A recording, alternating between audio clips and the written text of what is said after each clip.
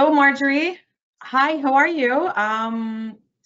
Welcome to our another edition of our KPIC Biweekly. And my name is Lulu Al-Hidik. I'm the chair of the board, and I'm really happy to be here with our colleague from the West. Please, Marjorie, introduce yourself. Thank you, Lua. Thank you very much for that kind introduction. So, as Lua mentioned, I'm based in Edmonton here in Alberta. I belong to the KPIC Prairie chapter. And I'm very happy to join, no less than the chair of KPIC's board of directors, Lua. It's an honor to join you. Thank you.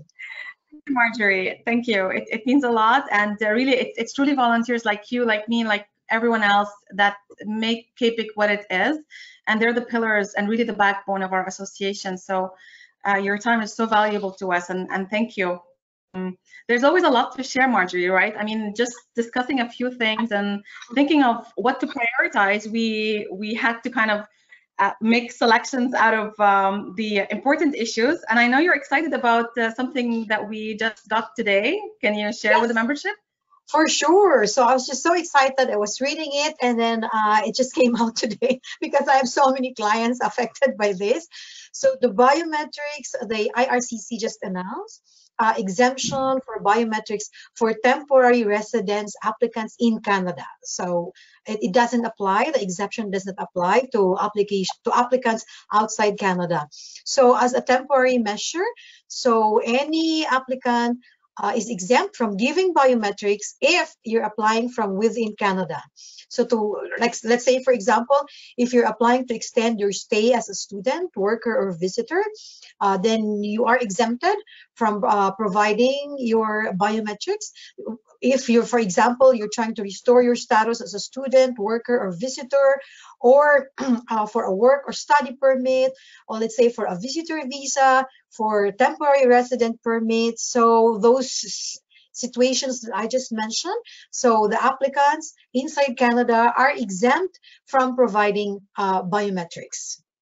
So it applies. Wow, I know. Sorry, it applies even if your application form for a work permit, study permit, or visitor visa says it's for applicants outside Canada, and our IRCC's online application system asks you to pay a biometrics fee. And to add, in addition to that, the biometrics fee, you don't have to pay the biometric fee when you submit your application, even if the system tells you to pay for the biometrics fee. And the very good thing about that is that if you have paid the biometrics fee, IRCC will automatically refund the fee. I think this is very important. And then the clients will be very happy once IRCC finalizes the application, and the online application system will automatically send a biometric instruction letter, or the BIL, telling the applicant how to give the biometrics. So they can just ignore the BIL. They don't have to give the biometrics. Isn't it a wonderful news? It's the best. I think it's going to make everyone's day, especially those, the biometrics has been a huge nightmare for everyone's application. You know, immigration, they understand that it's creating just such a big bottleneck for the processing. And imagine, had they not done this temporary measure for at least those who qualify for this exemption, what would have happened when the biometric centers would have reopened? It's like floodgates would have. Yeah.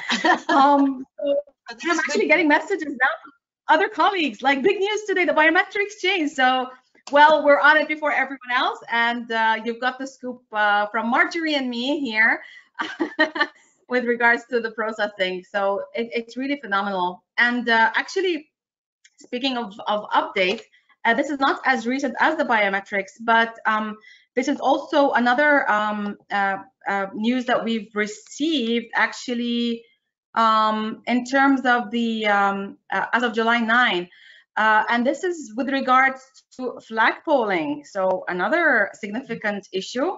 While they're not reopening basically all the borders, CBSA has implemented service hours for processing work and study permit applications at the St. Bernard de la Colle and St. Armand Philipsburg ports of entry, made by individuals who currently reside in Canada, possess a valid work or study permit, and travel to USA for the purpose of presenting their permit application at the Canadian ports of entry. Now, they're talking about study and work permit requests and processing confirmations of PR at the Peace Bridge, Queenston, Lewiston Bridge, and Rainbow Bridge. So also service hours have been implemented here. Basically what they're saying, should an individual meet the criteria of, and I'll read the instructions. The Canada Border Service Agency, for its part, has implemented service hours for processing confirmation of permanent residence and work and study permit applications at the Fort Erie Peace Bridge, Niagara-on-the-Lake, Queenston, Lewiston Bridge, and Niagara Falls, Rainbow Bridge, ports of entry made by individuals who currently reside in Canada, possess a valid work or study permit, or hold temporary resident status and travel to the USA for the sole purpose of presenting their permit application at the Canadian port of entry. Should an individual meet these criteria, applications for confirmation of PR or a new work or study permit may be made at the Fort Erie Peace Bridge, Niagara-on-the-Lake, or Rainbow Bridge on Tuesday, Wednesday, and Thursday from 8 a.m. to midnight. Outside of these hours, an individual who meets the requirements and crosses the border, they basically they have to comply with the requirement. I think it's important also, if unsure, to contact the CBSA or IRCC at the 1-888-242-100 to get more clarity. But this talks about those who hold a valid study or permit, valid study work permit or study permit. So why would they need to go to the to flagpole? Did you read this, Marjorie, with regards to the flagpole? Yes. Actually, it would be better. This is a welcome news if they now allow flag polling at certain borders. And then this is also very good information to guide those who would like, who meet the qualifications, like, because they provided the certain days and certain hours, but they provided as well a phone number so that it will not be too hard for the client or the applicants, right? In case they have questions before they go to the border. So this is really another welcome news for today. Exactly. So for the St. Bernard de la Colle and St. Armand Philipsburg, applications for a new work or study permit should be Monday to Thursday from noon to 7 and Saturday from 9 to 5. If they meet outside any individual, okay. And for the Peace Bridge, Queenston, Lewiston Bridge, and Rainbow Bridge, it's basically Tuesday, Wednesday, Thursday from 8 a.m. to midnight. So again, acknowledgement that these are important issues, and a lot of people have been struggling. And there's been a lot of conversation about if you're here as a visitor, can you apply to change condition to a worker or a student? But the constant reply was that would involve a regulatory change, yeah. and that has not happened. I mean, COVID has not changed the law. It just changed and to make life easier. So there has been, whether it's a policy update or a leeway, for example, submitting an application, knowing that you may be missing a document you could not get because of COVID, that is a leeway. Extension for biometrics, for example, or providing police clearance because of COVID has been a leeway, but there's not been any change in the regulations or acts per se. So again, I've been receiving a lot of these information, even from colleagues, by the way, asking, whether we can do that and change. So this hasn't, and this allows those who are inside Canada who want to start to study or work and to get the valid permit within those restrictions. So hopefully we're seeing a bit more easy. Yeah, but I can just imagine, Lua, if they go there, we have to warn clients or applicants that due to high volumes and excessive wait times, they might have to wait, right? Because there's gonna be so many clients or applicants who's gonna go to these borders, and then can you just imagine? So it will be better if we warn them in advance that this is the expectation. And I'm sure there's also social distancing, the quarantine rules and stuff. They have to go through that health check. So we should not forget that as well in reminding our clients or applicants. I absolutely agree. And it may be even worthwhile telling them to look a hotel in the area if they can't make it the first day. You know, because I know that we do have quotas, right? So I'm not sure how this is going to work. Again, you know, like we get changes and implementation, we're not really sure about how to, so it's kind of trial and just like you said, assume the risk, understand the situation that we're advising them, and you know, be cognizant. And everyone's trying their best. Even the officers are trying their best. So we have to be patient, and hopefully they can make it. But yeah, I'm sure there's a lot of people at the borders. Yeah, I also have Lua, like so many inquiries, you know, with regards to permanent residents who are outside Canada. And then while they're outside Canada, they can't travel, right? And then they stuck there for months, and then only to realize that their permanent resident card expired. So what's the best option? They're asking me, what should we do in this case? Because permanent resident card is issued or processed inside Canada. So if they are outside Canada, they have to apply to this document, permanent resident travel document, to return to Canada by commercial vehicle, for example, by plane, bus, train, or boat. And unfortunately, they have to submit that through a visa application center. And for example, in the Philippines, visa application center is still closed. Yeah, that creates another hiccup. But you know, I mean, the first thing they have to understand is that if you're outside Canada, well, you cannot apply to renew your card. So you have to be physically in Canada. Outside Canada, you have to apply for the travel document. And yeah, I mean, the VACs are closed, but can they apply online, Marjorie? For the PR travel document? Resident travel document?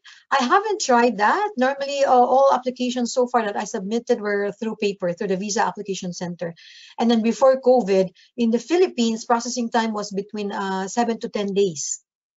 Yeah, yeah. So you mentioned earlier that even if they're outside Canada, they still have to meet requirements in order to renew their PR card, right?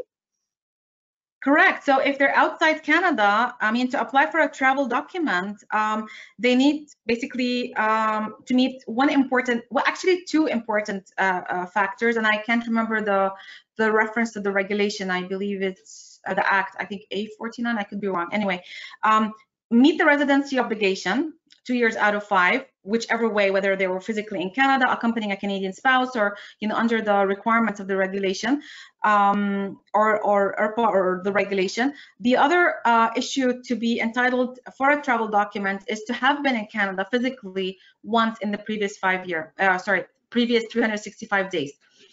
Other than that, absent that, they would have to provide ample evidence to argue why they need to come back and why they should be issued a travel document.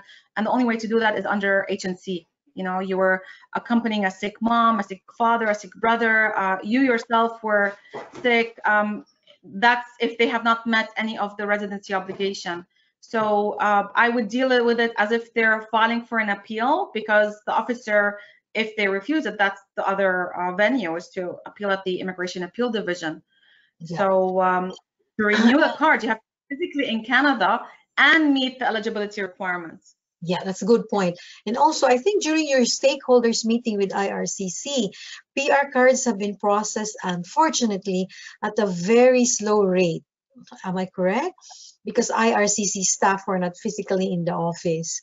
So yeah, so for permanent residents who are overseas or whose permanent resident cards expired, so they have no option except to apply for that PRTD, or permanent resident travel document. So I would like to ask Lua, during the stakeholders meeting that you regularly attend, what happens to the open work permit for spouses and common law partners in Canada, by the way, because it will end this July 31st. If you could share that to us. Yeah, that was really interesting. And so what happens is, this is a very, very interesting or policy that has caught was very successful, and immigration is aware of this, and it really facilitated the inland applications for spouses to continue to be able to work while the application is being processed. While this public policy is coming to an expiration, I think in 2 weeks, right? 2 weeks, The immigration officials basically said there are plans to kind of formalize it into a permanent regulatory change. But I mean, we don't know as of yet. There's nothing final as of yet, but definitely they're aware of it, and they know it's a very successful program, and so it's a favorable response that we got from them. So even if it's not finalized, I believe that there will be an extension pending the finalization, but it is on their radar, and we should be hearing something very soon about this matter. Okay. So good for all the inland applicants. Yeah, I do a lot of sponsorship applications. So like 80% of what I do with my practice is mostly sponsorship application. And then I have so many clients, you know, who benefited from this pilot program or pilot project for spouses and common law partners inside Canada. So as a reminder to immigration consultants, practitioners like us, that there's 3 things that they have to meet: that they submitted a sponsorship application for spouse common law partner. This is only for inside Canada, that they live together, and then they have the same address also to be eligible for this pilot, and also that they have to have a valid temporary resident status when they apply for this open work permit. Fantastic. And do you normally include the work permit in the same application as the sponsorship application? Normally, yes, I include them in the package. It depends. So yes, we can do that. We can include the open work permit, provided the applicant still has a valid status, or if we can also, if the file number has already been received, then we can also submit an online application for open work permit, and then just make reference to the acknowledgement receipt that we received from IRCC. Great. Thanks for sharing, Marjorie. You're welcome. So what else do we have to update? There's I heard that there was an agreement between US and Canada for the borders to continue to be closed until August 21st. So yeah, as long as it's agreed by both countries. So yes. Yeah, no. As of now, yeah, I also saw that update, and I know a lot of people are anxious to start crossing the border, but considering what's going down in our southern neighbor, yeah, until further notice, this is still closed. So even, for example, speaking of permanent residents, those previously could, you know, cross through a private vehicle with a landing document and be able to manage and enter Canada. You know, like, it's impacted more than one aspect of the immigration for various individuals all over the world. So, but safety comes first, and I'm happy to hear that.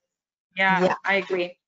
Yeah, so I agree as well. I know there are couples who've been trying to get married. I think in your stakeholder meetings, there was also a mention if, you know, proxy marriages could be considered for those who are, you know, from the US and Canada would like to get married. But as you mentioned, safety should be considered. Safety is the priority for both countries, and we truly understand that. Yeah, for sure. And speaking of the proxy, yeah, it was an interesting topic to raise. But yeah, I mean, at the end of the day, as much as immigration acknowledges that couples are, you know, kept apart, but we're in unprecedented times, and there are some things that can be done and others that cannot. And again, this goes back to regulatory changes.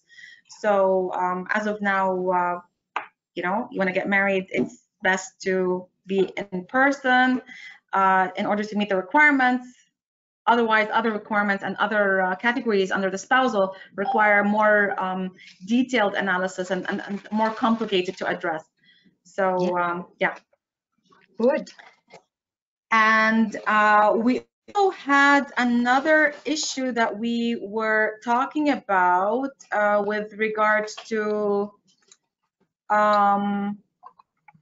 Actually, speaking of the PR card, I just have a note here. I noticed one of the reasons for the delays also was because of the pictures, the photos. Because oh, right. Yeah. centers are closed, you cannot take a photo, you cannot do this. That was one of the main delays. And again, immigration told us that they're trying to look for an app or a software so that it can take the photo within the requirements and be able to process the permanent resident cards. So, but for those in Canada, a status document has been issued in order to allow the landed immigrants to be able to facilitate their SIN card, their healthcare, and all that. Okay. So, I mean, IRCC is trying their best, right, to respond to COVID-19. And then so far, personally, they've been successful in responding. But as you mentioned earlier, you can't, if it's regulatory, you can't just change that outright. Yeah, but they made considerations and they made exemptions, just like the biometrics, which is we have to be grateful for IRCC's response. So everything, it can't happen overnight. They can't change overnight. We still have to go through the process, but at least IRCC is trying their best to accommodate their clients. I agree. And you know, if we all think about the mechanism that this involves and the machine that IRCC is, and how change happens from top to bottom or bottom to top, it's immense, you know. So visa post overseas, biometric agencies, which are in many cases the VAC office is subcontracted to other parties under you know, the umbrella of various immigration departments and governments. So you know, all this has had immense impacts on individuals. But we can see now, like in Ontario, for example, we're entering phase 3, not GTA and Hamilton area, everything else, because that's where the hotspots are. We're seeing more easing, so hopefully things will start to open up. Yep. And we can see that translate with immigration, and maybe, you know, soon we can see more easing on travel restrictions, but we have to be patient. Yep. And I would just remind everyone, just like we're talking, as long as something is not COVID related, there's no main change. Everything is status quo. There really has not been any change in the IRPA or the regulations. There's just been kind of facilitation that we're talking about, Marjorie, right? And I have to say this because we cannot close this update without me saying this, that CAPEC has been doing a wonderful job, you being the chair. You've provided members, even non-members, and all stakeholders, and information. It's like an information overflow, but we are so grateful. So thank you very much for the work that you do. The CAPEC, the board of directors, you're really trying your best to provide us as much information for us to be able to, you know, serve our clients as well. So thank you. Thank you, Marjorie. And it's our obligation. Really, CAPEC is for the members, by the members. We'll do anything for the members within reason. You know, as just a reminder to everyone to stay up to date with all these updates that come right and left and up and down and everywhere, you know, like being punched right and left. Subscribe to the My Consultant. You get updates with all the changes. And, you know, for the members on the IME Forum, a vast array of discussion that is shared on a daily basis. You know, it's always a pleasure talking to everyone and being with colleagues like you, Marjorie. Thank you again for your time. It's so appreciated. And I'm really happy to share all this information with not just the members, also the viewers, because this is a public video. And subscribe and stay up to date with our information. Yes, thank you as well. Thank you for having me. It's really an honor to be to join you in this forum. Thank you. Thank you, Marjorie, for your time. And bye, everyone.